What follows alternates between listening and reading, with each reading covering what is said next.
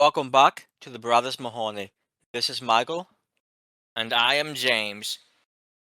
and today we are discussing the Arkwood Experiments, which was a six-part comic strip published in TV Comic issues 944 through 949 in early 1970, January to February, and it features the Third Doctor and Lethbridge-Stewart, and it's in fact the very first Third Doctor appearance. Well, I guess Third Doctor's story in TV Comics, since he arguably appeared at the end of the Nightwalkers. Well, I would just say he even appeared at the end of the Nightwalkers, which came out before the Third Doctor's era on TV started anyway. So perhaps, I mean, they might have had production footage or whatnot of how he looked in the role, but the Nightwalkers certainly didn't set anything like that up in any way, at least in terms of what the new Doctor would look like. And interestingly enough, not only is it the first appearance of the Third Doctor in TV comic, this is also the first appearance of Alistair Lethbridge-Stewart. Since previous TV comic things, for the entire First Doctor era and at least half of the Second Doctor era, still using John and Gillian. That's how outside of any form of continuity these things were. Eventually, the Second Doctor pits John and Gillian after some space college or something like that, space school, and then picks up Jamie. And then there was the Second Doctor and Jamie there on out until Jamie left the ship, and there was just the Second Doctor and the Scarecrows, to be so.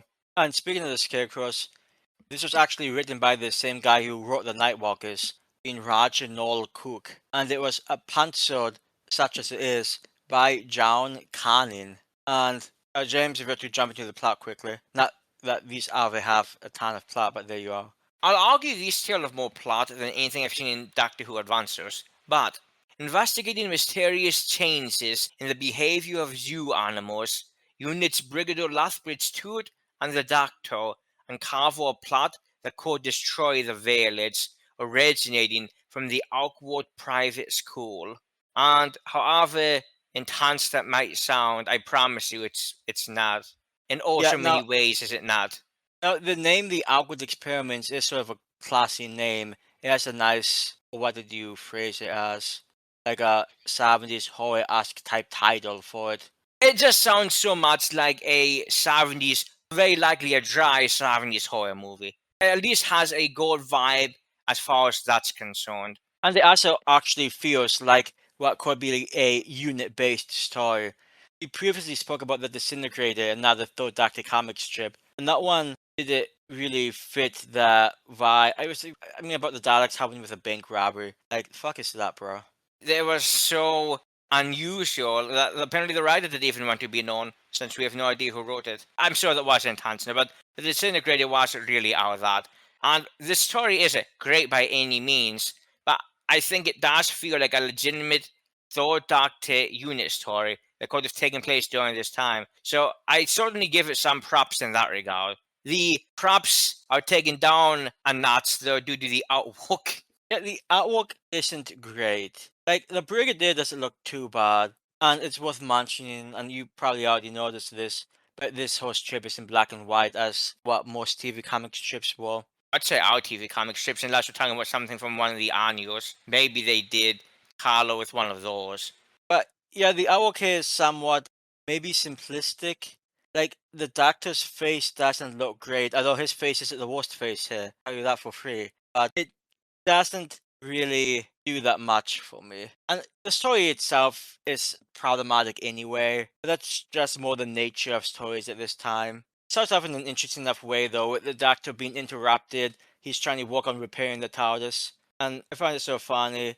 We're sort of messing with the TARDIS throughout stories pre the three Doctors in the show.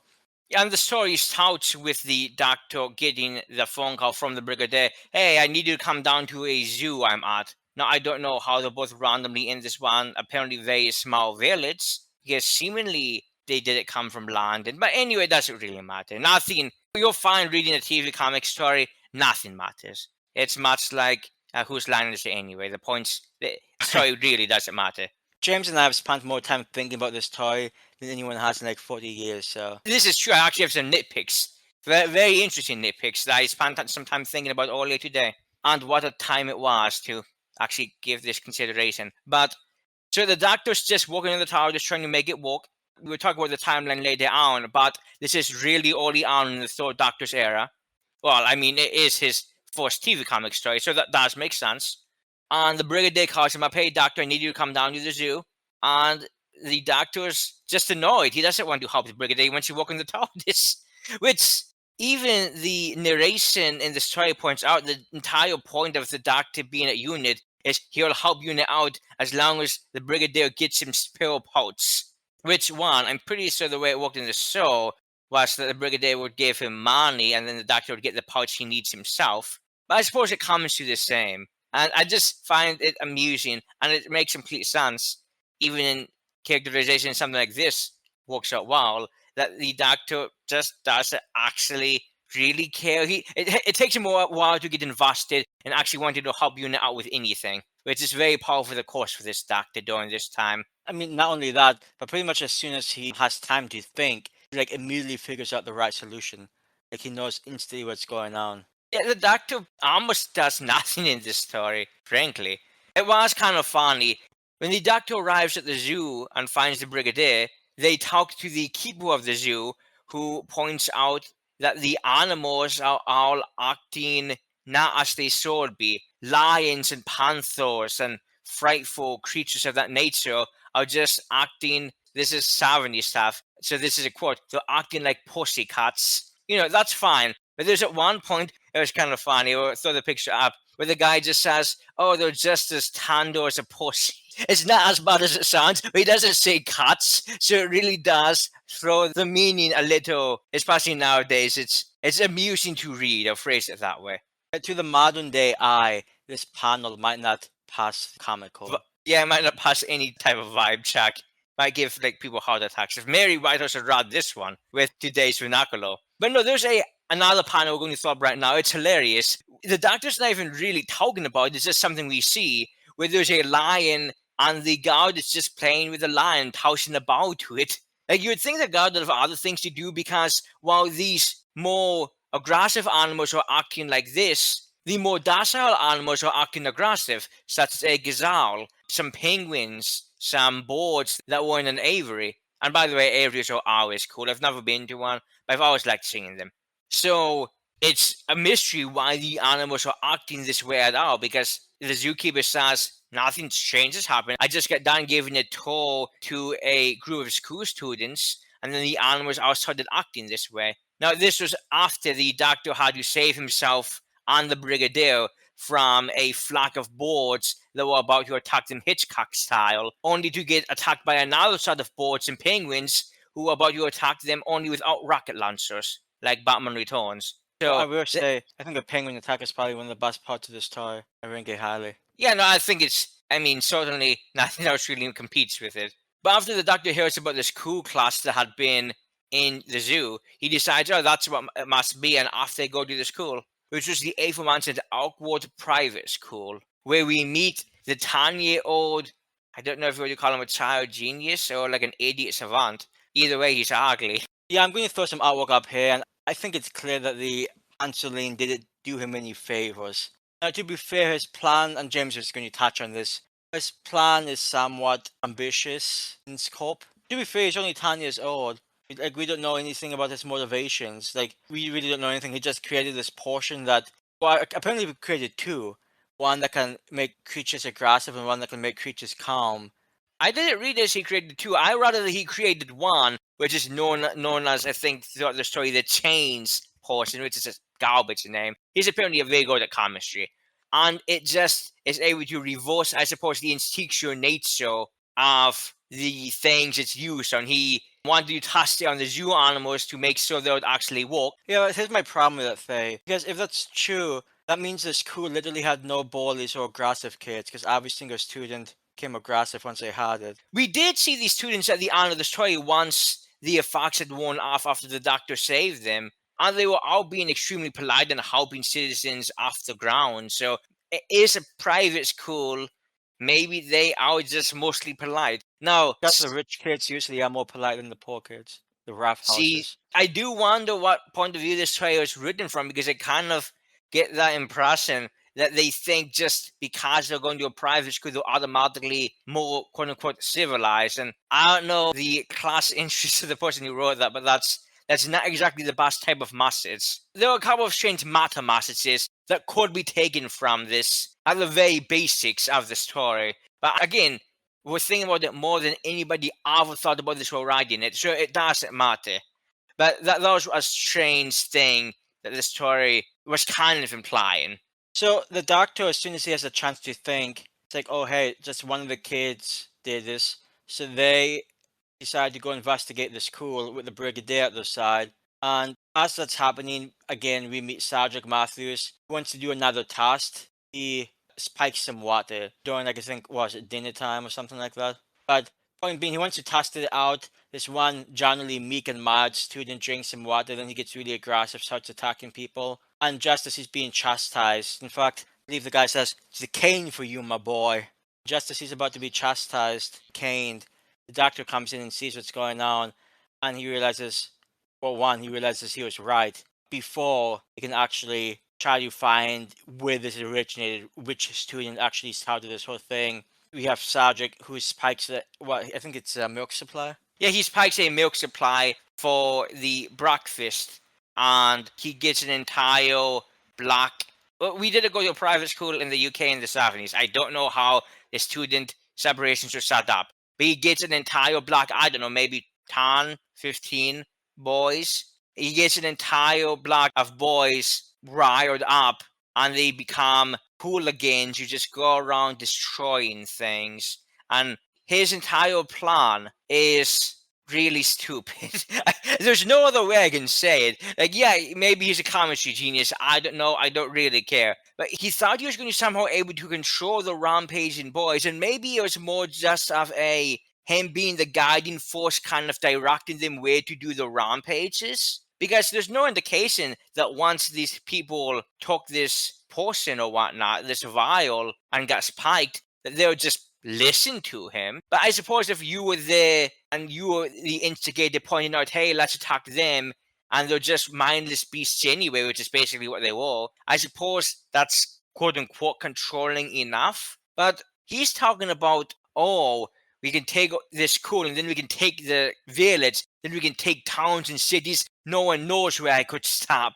And he might be able to maybe take the village, but then what? Because No, it would probably be better if he just used the change portion on some like adults, so like the police force. I get why you want to start close to home, but what do you prefer to have, like a physically mature male beating someone down as opposed to like a bunch of 10-year-old kids? you would think so. And it is funny because if it is a change portion, and if it works the way that we were introduced to it, with violent animals, aggressive animals being docile, it should work on the townspeople. Maybe there should be a town wall or a village wall. I get that it'd be a little harder to spike that, or take a little more time, but time apparently is not a matter to the writer of this. I don't know why it was a concern of subjects, which, by the way, literally the only subject I know. There's Cedric Diggory from Harry Potter, and there's Cedric the Entertainer. This might be the only Cedrics I've ever heard of, besides now Cedric Matthews. So that's a great name to have. But he could have just spiked the town water supply, and then instead of the raged, frenzied boys attacking the townspeople who were, of course, defending themselves against the, quote, hooligans, and then they used the term, and I've never heard this word in my life, tearaways. And we'll probably have the panel up there too. So I've never heard that word ever. But instead of them defending themselves, if he had given them the portion, they would have just, I suppose, not defending themselves, and then they could have taken the village easier. I So guess I some of feel the like, adults would have been aggressive and fought back. Some of them wouldn't have, so maybe it's just too much uncertainty. Maybe you have to know each character of the adult to know what change is going to take place. I suppose that could be the in-universe explanation for such an idea. But I know there's some timing issues with this, and maybe you've noticed it yourself while listening to our description of this story, because we see the Doctor and Brigadier go to the zoo. Apparently, the private school boys had just left. He tested that thing out on the animals. They get back in time at the school. The boys have their dinner. At the same time, the Doctor and Brigadier are driving to the school because the Doctor wants to investigate. Cedric has piked that one jug of water and caused one of the boys to get frenzied. Then the Doctor stops in to stop the Headmaster from caning the innocent boy. It was kind of funny. The Headmaster's like, "Oh, you've never done anything like this before, but it doesn't matter. It's the cane for you, my boy." Not that there's much competition, but it might be my favorite line in this story. Just because I find it hilarious that, oh yeah, you're a completely fine student, you've never done anything before, but you did one thing I don't understand. I'm not going to ask you questions or just cane you, because that's going to help anything. And the Doctor taps in and stops the reprimanding from the Headmaster, and then next it's 9, no, it's even worse, it's 11 a.m. the next day, or it's 11 after 9, something like that. And they're having breakfast, and that's when Cedric spikes the milk and gets out the boys frenzied. Where'd the whole night go? They literally, he's been reprimanded. He flipped over the dinner table that they were at. He's been reprimanded for that. That just happened, and yet did the Doctor and the Brigadier stay overnight? Yeah, there's literally no indication of any time passing. So for all we know, it's like literally seconds after the Doctor stops the reprimanding Headmaster. So there's no like indication of the night going on or an investigation happening. Just immediately afterwards, Cedric spikes the milk and boom, there we are. Yeah, it's one of those things that doesn't matter at all, but I thought it was really strange. And especially when the story is this short, it's very easy to spot issues when it comes to time, when it comes to story elements of that nature. And I can't completely blame him. I've tried writing fanfiction before, and I have trouble actually getting times right. So, yeah, it's something you have to work on, but, that's fanfiction. This is, I'd say, published material. But again, these in the end were just placeholders so kids could have something to read for like 10 pence a week. And at the end of the story, what happens is exactly how you would expect it to happen. Cedric takes his students. The Brigadier must be so embarrassed. He and the quote-unquote masters, which must be a term used to refer to the teachers and staff of a private school at this time, I suppose. I think schoolmaster, though, it's not an uncommon term. I'm not opposed to the term schoolmaster. It's just calling all of them masters. Like, I mean, I guess headmaster is different from schoolmaster. I don't know. It's kind of strange to me. But the Brigadier and a bunch of schoolmasters were actually just beaten by the boys who beat them down at the gates, and they went off to go rampage through the village. So the Brigadier, in one of his earliest stories with the Third Doctor, has to, for the rest of his time with the Third Doctor, remember, oh yeah, I was beaten down by a bunch of boys. Or the Doctor was literally nowhere to be seen because he was just in the commentary lab working on creating something to calm the boys down. Apparently, this is interesting because I feel like it was during the Third Doctor era they started to do this a little more. I know there's a couple of times during the First Doctor era, but the Doctor is ruminating that once in a far-off galaxy a horde of rampaging creatures came out of a volcano, and that he had made a gas to make them peaceful. And so he just goes and replicates that formula. He, I suppose, steers a car. Maybe it was the Brigadier's car. I don't know where he got it. He doesn't have Bassi yet. That's how old this is. It's before Doctor Who and the Solarians. And he uses his gas on the boys who are rampaging the village. They're all fine. They get deraged. And Cedric Matthews gets arrested and taken to a detention center. And that's the epic conclusion of the Arkwood Experiments. I do wonder if this was slightly based on the quasi-popular theme of evil children, such as... Yeah, this Village of the Damned from 1960, Children of the Damned from 1964. There's actually a movie called, and this came out 73, so it's a bit after this time, but Nothing But the Night, which is a bit slow, but it still might be worth a watch. That's also a pretty good cast. Point being, that type of motif was not uncommon, especially in like British horror. So it makes sense that they might look at something like Village of the Damned, which is a pretty popular movie, and so want to replicate something similar here. I mean, it's obviously very different, and that movie has to do more about aliens and such as opposed to Oceans. But even so, the idea of rampaging kids or kids with like powers beyond the kin can be, I guess, alarming to some people. Yeah, and you see this in even things like the Bad Seed, the Goat Son in the 70s, I think it was.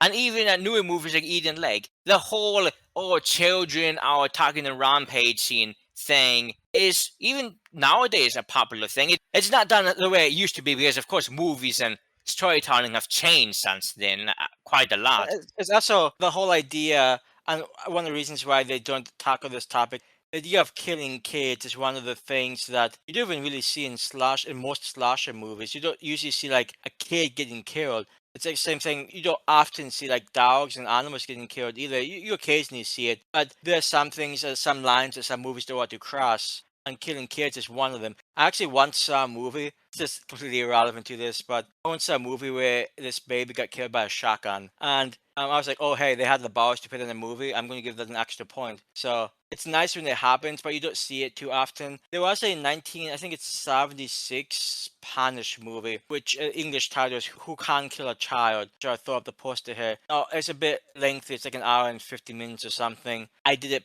personally love it. My point being that you can see this topic handled, and it's sometimes interesting. But I sort of wonder, what was the Brigadier willing to do against the kids? How was he trying to fight them? I highly doubt they were beating them with batons. In what case, what was the point? I mean, the schoolmasters literally had canes. So, but the schoolmasters probably were trying to hit the kids and just didn't do anything. It can't be that hard to restrain like 10 or 15 10-year-old boys. It just seems to me that the threat is not that deep. It arguably would have even gotten past like one or two villages. So it's just one of the things where it's probably more frightening in concept than it is in execution, especially in this case. Yeah, I don't know if you've seen a 10-year-old kid, but most 10-year-old kids aren't going to have the massive density to be able to tackle even a weak adult. And it's kind of funny. I'm a big fan of Batman and Batman history when it comes to comics. And one thing that you'll find when you go through Batman history and all the different eras, the Golden Age, Silver Age, Modern Age, when Dick Grayson starts out as Robin, and when the sidekicks start out as Robin,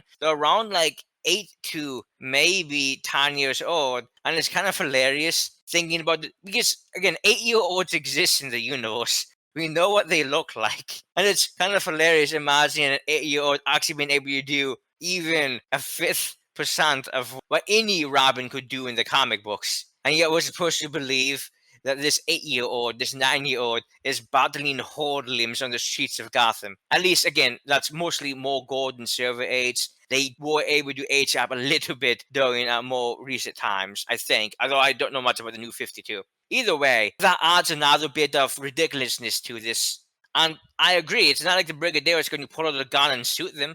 No, to be fair, I'm not sure if the Doctor even warned the Brigadier, hey, these boys are being forced to do this by a comical reason, ergo trying not to hurt them. Because we never saw the Doctor confide in the Brigadier really about anything during this story, did we? Well, as soon as the Brigadier caught the Doctor was just off on his own thing. So Yeah, besides saving the Brigadier from the penguins and the boards and getting the Brigadier to the school, the Doctor really didn't talk to the Brigadier after that at all. And yeah, the story ends in a very unassuming way. The school children out cheer for Doctor who saved them. I was just gonna say everyone claps. Basically, everybody did clap. I think it's sort of this kids cheering, and So yeah, that's kind of it. It is interesting. The Doctor uses the same exclamation he used in the Nightwalkers, which was "by the Paris," which is a nice sounds, kind of ethereal. People don't really say that. And that's kind of nice to see a little quote unquote continuity from the second Doctor to the third Doctor in the TV comic era. But during the phone call with the Brigadier, well, right after it, after the Doctor's frustrated being interrupted from his task of fixing the TARDIS, he uses the term bloomin', which is the most low-class British word I think you could write a character using. And I do not see this Doctor ever using that word, personally. I don't think it's something that would even come to the Doctor's mind to use. It's something that maybe the guy from Spared from Space would use, or the hunter from the Three Doctors. But I would expect somebody like the Doctor to use the term bloomin', or even, what was her name, Eliza from well, My I Fair was gonna Lady. say there's a scene in My Fair Lady, the horse race, where she breaks character. And My Fair Lady, it's a movie that's a bit old nowadays. It's like what 64. But that scene might be one of the more well-known scenes in the movie where she loses character. Just yells, "Move your blooming house!" It's a good scene.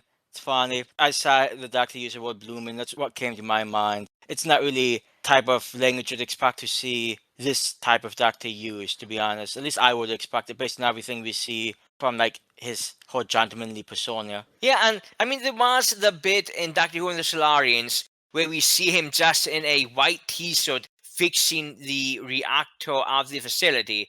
And that's the most working man this Doctor's ever looked. Every other time we see him, he's dressed in velvets and frills. Here he's dressed up as a maid, which I know you don't remember, but quality stuff. Looking forward to seeing that again, admittedly. But yeah, that was the Arkwood Experiments. There's really not much more to say about it, and we've already said much more than anybody has ever wanted to say about it. But that's really all we have for the Arkwood Experiments. And before we wrap up with our final thoughts on this, as listeners know, the TARDIS Wiki has a personal timeline for each Doctor, including the extensive extended media, ranging from the comic books, comic strips, Big Finish, and BBC Audio, the multiple book ranges, and everything in between. Doctor Who canon, insofar as it actually has one, is a jumbled mess and has been forever. So I just like to see where the stories we're discussing fit into the universe as a whole, as continuity and the narrative timeline has always been of interest to me. And as I've mentioned previously during this is extremely early on in the Third Doctor's era. This takes place after Spirit from Space, but it takes place before Doctor Who and the Solarians, so only one TV story in for this one. More specifically, right before this story is Doctor Who and the Brain Drain, a 7-part Big Finish audio, which was the 15th release of the Third Doctor Adventures, released February 4th, 2025, so just a year and a couple of months ago, actually. As noted, this is 7 parts, and it's 7 parts because they want this story to feel like an actual Doctor Who story for the Third Doctor during this season. Just so can sort of match the vibe. Now, besides Spirit from Space, the 3 other stories of this season were 7 episodes long. So this one, it's 7 episodes long. I'm not sure how long it is. I'm sure it's not a short story. I think I saw on the Big Finish website that it came out in 3 discs. So that's always a good start. And again, I'm always fascinated by the fact that due to how Doctor Who, quote-unquote, canon works, we have a story from 2025 happening before a story that was published in 1970. I'm never going to not get a kick out of the juxtaposition that you can find if you actually take the time to go through the correlated timelines on the TARDIS Wiki site. Right after this is the next TV comic story for the Third Doctor, The Multimobile, which ran from February to March 1970, and I think that one was only 5 parts as opposed to 6 parts, so already moving down in the world. But honestly, as for this story, I've read worse. The scene with the birds attacking and the penguin was certainly the most exciting.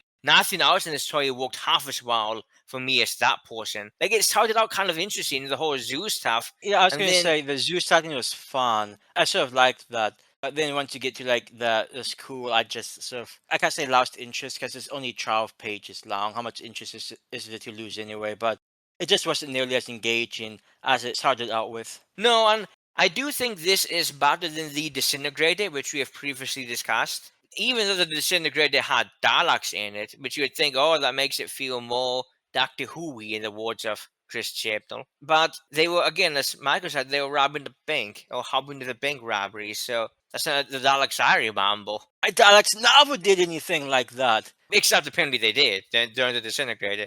And again, they had a plan for why. It was admittedly maybe a little smarter than this boy's plan. But on the whole, this, I'm sure, is going to be just another forgettable TV comic story. But I think it's a kind of a fun story for at least a little bit in terms of seeing what's going on, because it's at least quasi-unique. I would have thought it was going to go the route that it did. So I guess that has to count for something in terms of originality. I guess I'll say come for the title, stay for the penguin attack. The best I can say. It's an okay story. It's not overly interesting. Like James said, I've seen worse. And certainly you can pass the time with it. It takes like 10 minutes to read. And the Brigadier, again, I think he looks okay.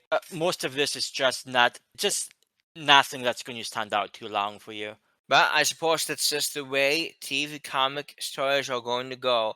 So what do we have coming up next, Michael? Well, next up, we are continuing on exploring the Dalek Empire, with the second story being the human factor. And we covered Invasion of the Daleks in one of our last videos. So we are trying to get through the first, I'll say season, but this first season of Big Finish Dalek Empire stuff pretty quickly, so we don't lose any like story plot elements. So yeah, next up is Human Factor, which I look forward to learning more about those characters so we can see what happens. But yeah, that's all that we have. If you have any thoughts, God knows what thoughts you could have, but if you do have any thoughts, you can either comment down here below on YouTube, or you could reach out to us at Twitter at Brothers Mahoney. And yeah, I've got nothing. Anything else for you? That boy really is ugly. Oh. That's all I have. Like, yeah, I throw the pan up for a few more seconds. Just feast your eye with laughing sound. This it's hideous. Yeah, I don't. That's actually This very apt. high-pitched I don't. laughing. Yeah, I don't know who. I hope there was no boy who the Punsley was basing this on,